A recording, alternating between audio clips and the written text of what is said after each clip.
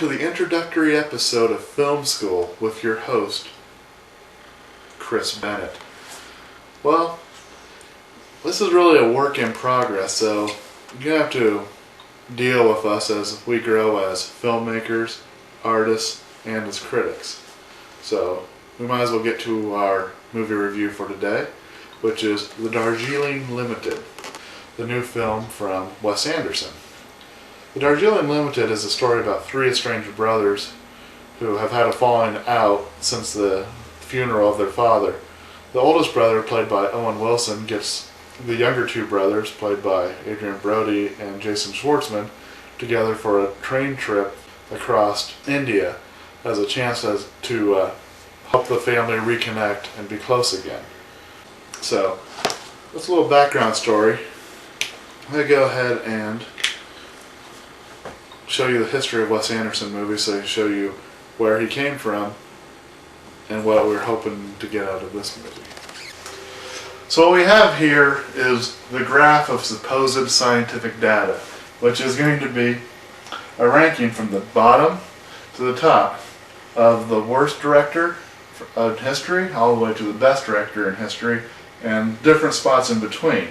So on the bottom we have the unbelievably bad Uwe Boll, the terrible Michael Bay, the Ed Wood, he sucked but at least he tried, Tony Scott, who's so bad I can't believe he's related to Ridley Scott, so good I can't believe he's related to Tony Scott, Stanley Kramer, who did a lot of effective work, David Fincher, Marty Scorsese, Clint Eastwood, Frank Capra, Alfred Hitchcock, and the peaking hero Stanley Kubrick.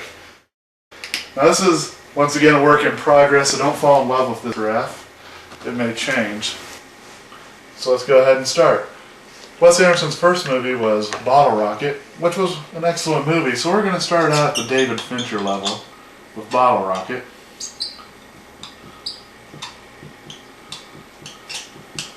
Now, a lot of directors then go into a sophomore slump, but Wes Anderson hit the ball out of the ballpark to near Kubrickian levels with the sublime Rushmore.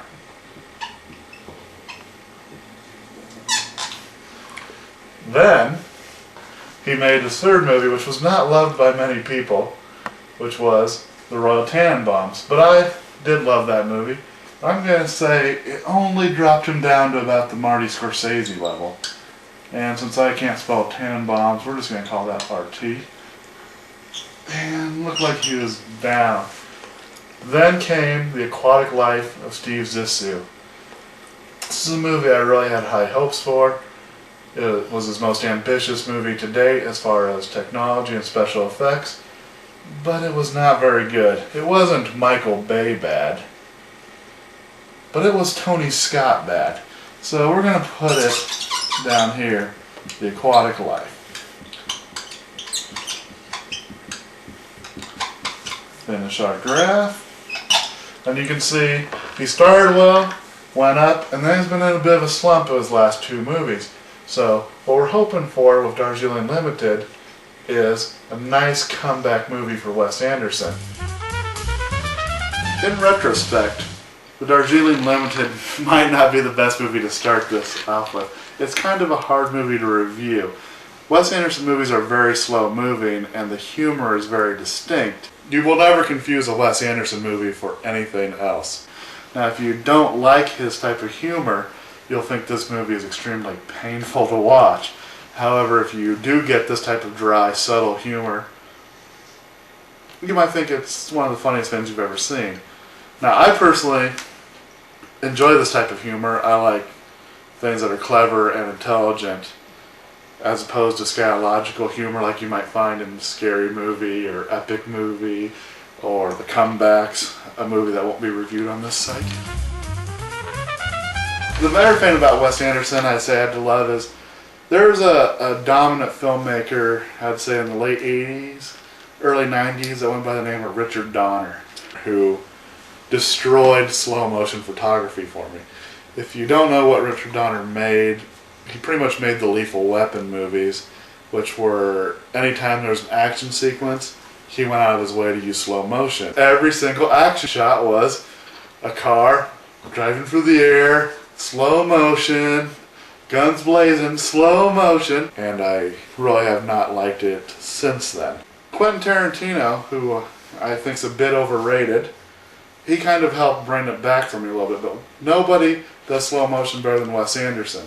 Particularly the ones I'd point out would be the one where, at the beginning of the movie, where Bill Murray is running to catch the train, and in slow motion behind him you see Adrian Brody coming up and catching him, then passing him, and then Adrian Brody gets on the train and you see the train leaving Bill Murray behind. Beautifully photographed.